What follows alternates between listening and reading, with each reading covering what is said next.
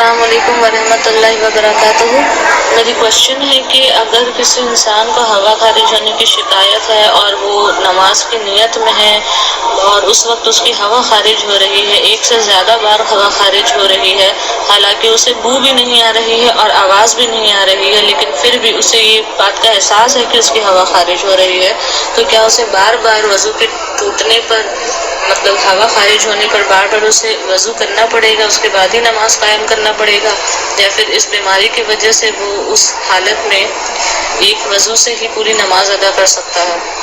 اور دوسرا کوشچن ہے کہ اگر نماز ادا ہو گئی، اس کے بعد اس نے قرآن شریف پڑھنے کی نیت پہلے سے ہی کر رکھی تھی، جب پہلی وضو کی تھی اس وقت ہی اس نے نماز کے بعد قرآن پڑھنے کی نیت کر لی تھی، تو کیا اسی وضو سے وہ قرآن بھی پڑھ سکتا ہے، حالانکہ اسے اس بات کا احساس ہو رہا ہے کہ اس کی ہوا خارج ہو گئی، لیکن وہ کیا کرے، اس کی بیماری ہے؟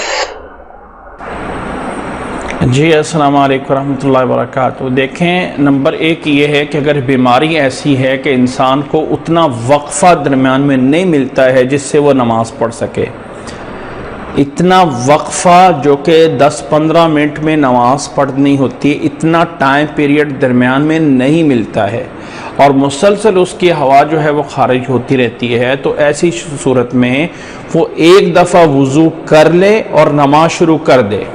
اس نماز کے دوران جتنی دفعہ بھی اس کی ہوا خارج ہو جائے گی اس کا وضو سمجھا جائے گا اور وہ نماز پوری کر لے گا۔ اب اگلی نماز کے لیے اسے دوبارہ سے وضو کرنا پڑے گا، لیکن اگر اس کو 10-15 منٹ ٹائم مل جاتا ہے اور ہر 10-15 منٹ کے بعد اس کو ہوا خارج ہوتی ہے، تو ایسی صورت میں اسے لازمی جا کے ہوا خارج ہونے پہ وضو ٹوٹ گیا، نماز ختم ہوگی، اب نیا وضو کر کے نماز پڑھے دوبارہ سے، اتنی دیر میں وہ نماز پوری کر سکتا ہے۔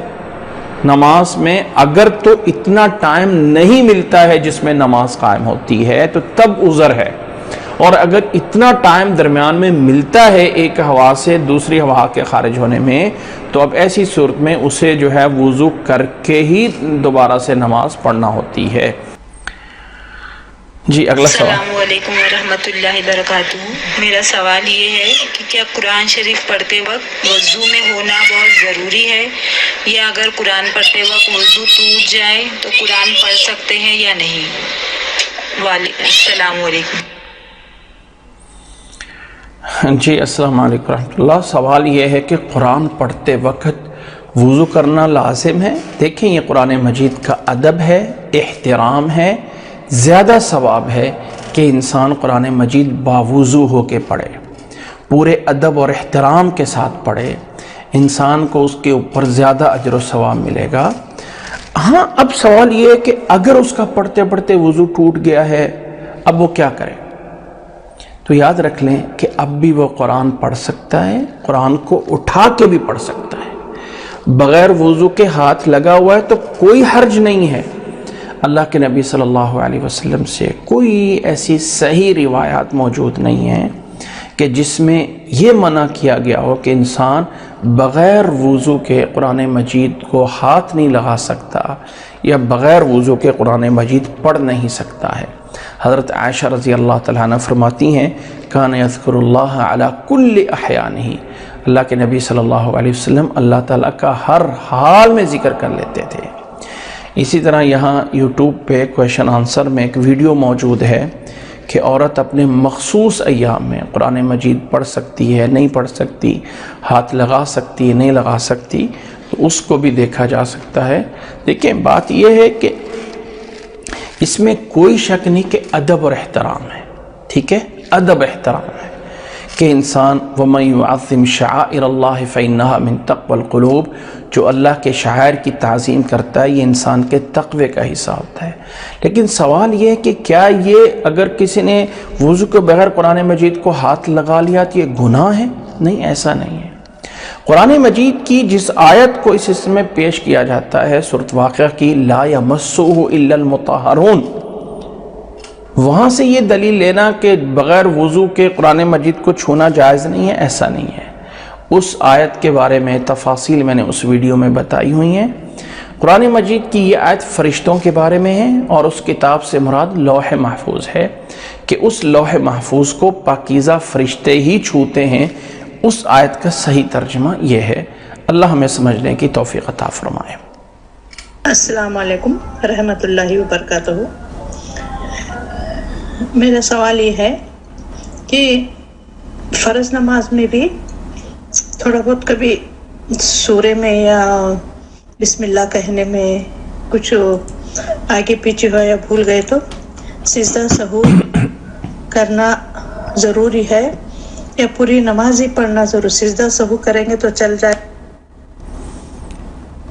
جی السلام علیکم ورحمۃ اللہ وبرکاتہ۔ اچھا، یہ جو سوال ہے کہ فرض نماز میں انسان کوئی سورت پڑھ رہا ہے اور اس سورت پڑھنے میں انسان بھول جاتا ہے، تو جو نماز میں فرض نماز میں کوئی سورت پڑھ رہے ہیں، سورت قل هو اللہ احد کی بجائے کوئی انسان سورت بقرہ کی آیتیں پڑھ لیتا ہے، کوئی فرض نماز میں بھول جاتا ہے، تو کیا ہمیں سجدہ سہو کرنا پڑے گا یا پوری دوبارہ سے پوری نماز پڑھنی پڑے گی؟ تو یاد رکھ لیں، اس کا جواب یہ ہے کہ جو پڑھنا ہے نا قرآن مجید پڑھنا، چاہے فرض میں ہے، چاہے نفل میں ہے، چاہے سنت میں ہے، تو جو پڑھنے کی دعائیں ہیں یا قرآن مجید کی تلاوت ہے، ان میں سے کسی بھی غلطی پہ سجدہ سہو نہیں ہوتا ہے، نہ فرض نماز میں، نہ نفل میں، نہ سنت میں، سوائے ایک چیز کے کہ اگر سورۃ فاتحہ پڑھنا بھول گئے، کسی رکعت میں سورۃ فاتحہ ہی نہیں پڑھی ہے، تو وہ رکعت شمار نہیں ہوگی۔ جب نماز میں سلام پھیرنے کا ٹائم آئے یا آخری رکعت آئے تو اٹھ کر ایک رکعت اور پڑھنا ہوگی اور پھر سجدہ سہو کر لیں اگر سورۃ فاتحہ بھول گئے ہیں، یعنی پڑھنا بھول گئے ہیں۔ سورۃ فاتحہ میں ویسے کوئی غلطی ہو گئی ہے اور پیچھے سے ملا کے پڑھ لیا ہے تو اس بنیاد پہ کوئی سجدہ سہو نہیں۔ اسی طرح جو بعد کی صورت ہے، سورۃ قل هو اللہ ہے یا کوئی بھی دوسری صورت ہے، یا رکوع کی دعا ہے یا سجدے کی دعا ہے یا دعائے قنوت ہے یا التحیات ہے یا درود شریف ہے، کسی میں بھی پڑھنے میں غلطی ہو گئی تو کسی انسان نے سجدے کی اب رکوع میں گیا ہوا اور پڑھ رہا ہے سبحانک اللہم سبحان ربی العظیم سبحان ربی الاعلی سبحان ربی الاعلی سبحان ربی الاعلی رکوع میں، اور کوئی دوسرا انسان سجدے میں جا کے سبحان ربی العظیم سبحان ربی العظیم پڑھ رہا ہے، تو جو پڑھنے کی چیزیں ہیں سوائے سورۃ فاتحہ کے باقی کسی بھی غلطی پہ سجدہ سہو نہیں ہے، وہ نماز ہو جائے گی، وہ نماز ہو جائے گی۔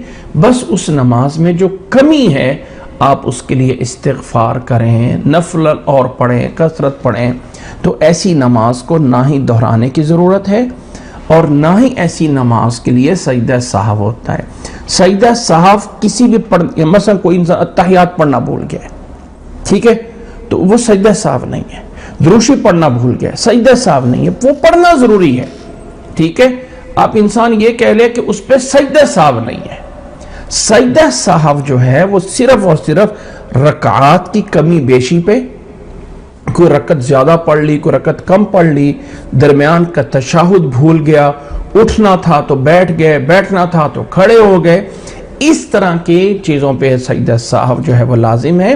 سجدہ سہو کی ایک الگ ویڈیو ہے، ایک الگ چیپٹر آپ لوگوں کو شیئر کر دیا جائے گا اور وہاں پہ بتا دیا جائے گا کہ نبی صلی اللہ علیہ وسلم سے 5 چیزوں پہ سجدہ سہو آیا ہے، جس میں درمیان کا تشہد بھول گئے، 4 رکعت کی نماز تھی، 2 رکعت پڑھ کے سلام پھیر دیا، پھر باقی 2 رکعتیں پڑھ کے سجدہ سہو کر لیا۔ اگر کسی کو شک ہو گیا کہ میری 2 رکعتیں ہوئی ہیں، یعنی 3 رکعتیں ہوئی ہیں، 4 رکعتیں ہوئی ہیں، یا 2 ہوئی ہیں یا 1 ہوئی ہے، رکعتوں میں شک پڑ گیا، تو ان جگہوں پہ آ کے سجدہ سہو ہوتا ہے۔ قرآن مجید بھول گئے ہیں، سورت بھول گئے ہیں، تو نہ ہی نماز کو دوبارہ دہرانے کی ضرورت ہے اور نہ ہی سجدہ سہو کی ضرورت ہے۔ اس جگہ پہ آپ کو چھوڑ دینا ہے اور اس کمی اور کوتاہی سے اللہ تعالیٰ سے استغفار کریں۔ جب ہم نماز پڑھ کے سلام پھیرتے ہیں تو اس کے فوری بعد ذکر ہے اللہ اکبر، استغفر اللہ استغفر اللہ استغفر اللہ، یعنی بندہ یہ کہتا ہے کہ اے اللہ تو بہت بڑا ہے، تیری نماز بہت بڑی تھی، میں اس کا حق نہیں ادا کر سکا ہوں، اے اللہ مجھے معاف فرما دے، اے اللہ مجھے معاف فرما دے، اے اللہ مجھے معاف فرما دے۔ تو یہ نماز کے بعد انسان استغفار کرے۔ نمازوں کے علاوہ، فرضوں کے علاوہ اللہ تعالیٰ کے پاس جا کوئی حساب ہونا ہے صرف فرضوں کا ہونا ہے، نہ سنتوں کا، نہ نفلوں کا، نہ وطروں کا، کسی کا نہیں ہونا۔ اب یہ جو کمیاں کوتاہیاں رہ گئی ہیں نا فرضوں میں، یہ کمیاں کوتاہیاں جو ہیں وہ پوری کی جائیں گی نفل نماز سے۔ فرضوں میں کوئی چیز پوری نہیں ہوئی، فلاں نہیں پورا ہوا، اب دیکھا جائے گا کہ لے کے آؤ اس کی کوئی سنتیں، اس کے کوئی نفل، اس کے کوئی وطر، وہ لے کے آؤ تاکہ اس کی وہ فرضوں والی کمی ان چیزوں سے پوری کی جائے گی۔ تو انسان کو چاہیے نفل نماز زیادہ سے زیادہ پڑھتے رہے تاکہ جو فرضوں کی کمی کوتاہی ہوگی وہ اللہ تعالیٰ کے پاس جا کے نفلوں سے پوری کر دی جائے گی۔ السلام علیکم ورحمۃ اللہ۔ السلام علیکم ورحمۃ اللہ وبرکاتہ۔ میرا سوال یہ ہے کہ جو ہم پاکستانی باہر کے ملکوں میں رہتے ہیں جہاں پر انڈینز بھی کافی لوگ رہتے ہیں، تو وہ ہمیں عموماً اپنے ہولی یا کسی چیز کے اوپر کیک بھیج دیتے ہیں جو کہ ان کا گھر کا نہیں بنا ہوتا، لیکن وہ باہر کسی بیکری سے بھیج دیتے ہیں، تو کیا وہ ایکسیپٹ کرنا چاہیے؟ اور دوسرا ان کا پرشاد وغیرہ، اور اس کے علاوہ جو وہاں پر کھانا ملتا ہے جس کو وہ کہتے ہیں کہ یہ بس اس کے اوپر مشین کا کٹ لگ گیا ہے تو اللہ اکبر ہوگی ہے آڈیو سے، تو کیا وہ کھانا جائز ہے؟ اور جو فش کے اندر بھی جو برگر ہوتا ہے وہ بھی کھانا جائز ہے؟ جی السلام علیکم ورحمۃ اللہ۔ آپ کے ایک سوال میں اتنے سوالات ایڈ ہو گئے ہیں، آپ کو ایک بتا دوں اصول اور ضابطہ۔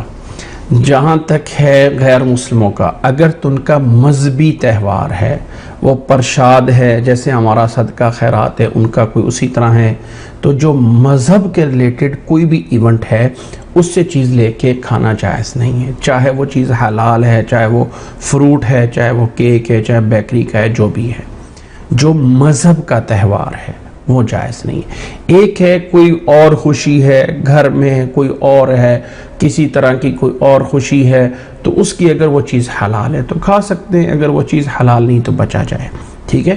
یہودیوں نے اللہ کے نبی صلی اللہ علیہ وسلم کی دعوت کی تھی، اللہ کے نبی صلی اللہ علیہ وسلم نے قبول کی تھی کیونکہ چیز حلال تھی، کھانا جائز ہے۔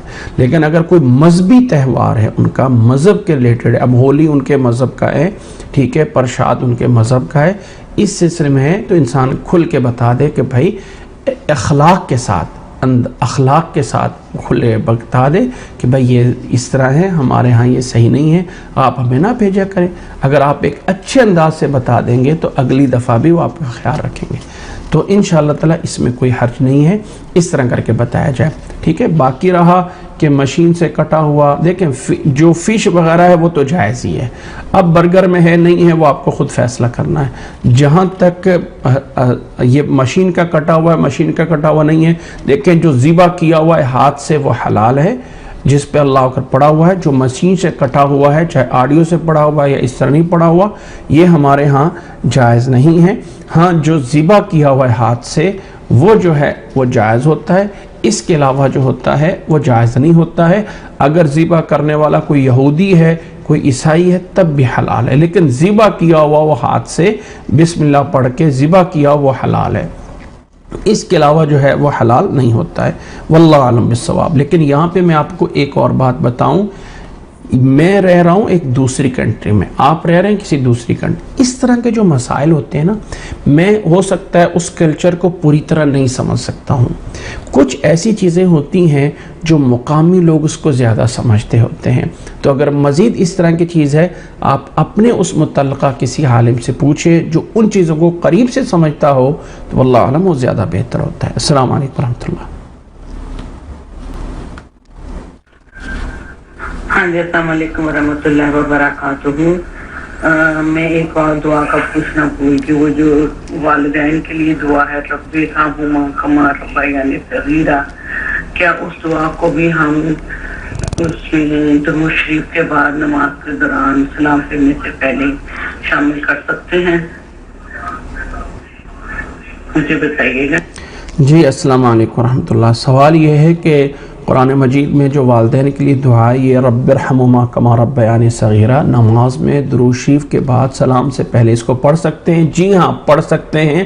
سلام پھیرنے سے پہلے درود شریف کے بعد جو مرضی دعا پڑھیں، ربنا آتنا، ربنا ظلمنا، اللہم انی ظلمتو، اللہم، یعنی جتنی دعائیں، رب ارحمہما، رب ارحم، سلام پھیرنے سے پہلے اور درود شریف کے بعد یہ وہ جگہ ہے جو اصل دعا کی ہے۔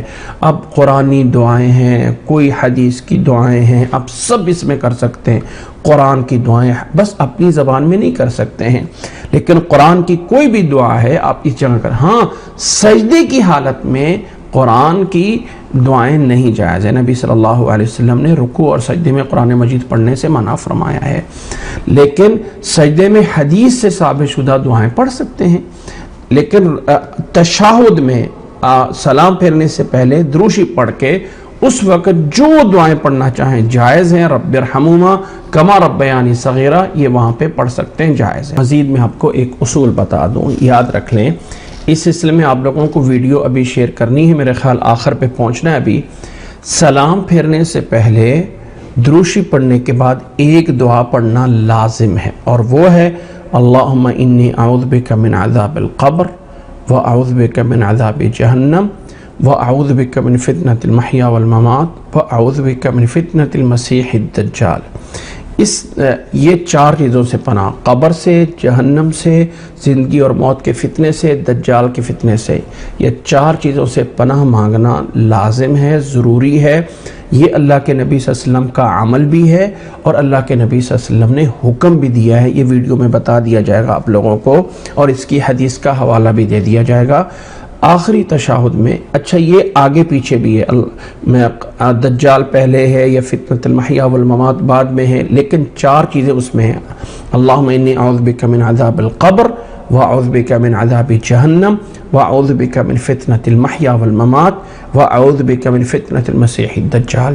یہ ایک دعا پڑھنا لازم ہے، ضروری ہے آخری تشہد میں، سلام پھیرنے سے پہلے درود شریف کے بعد۔ اس کے پڑھنے کے بعد جو دعا چاہیں، اللہم انی اعوذ بک، نبی صلی اللہ علیہ وسلم کے الفاظ ہیں، فَلْيَتَخَيَّرْ مِنَ الدُّعَاءِ مَا شَاءَ۔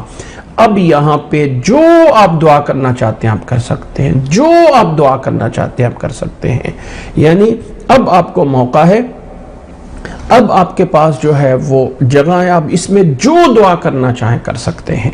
تو یعنی سلام پھیرنے سے پہلے اللہم انی ظلمت ربی جعلنی، رب ارحمہما، ربنا آتنا، ربنا ظلمنا، ربنا لا تؤاخذنا، جو بھی دعائیں ہیں قرآن کی ہیں، حدیث، حتیٰ کہ اللہم افتح لی ابواب رحمتک، اللہم افتح لی، اللہم انی اسألک من فضلک، کوئی بھی اس طرح کی دعائیں ہیں آپ اس موقع پہ مانگ سکتے ہیں، جائز ہیں، قرآنی دعائیں بھی، حدیث کی دعائیں بھی، لیکن ایک دعا پڑھنا لازم ہے جو میں نے پہلے بتا دیا ہے۔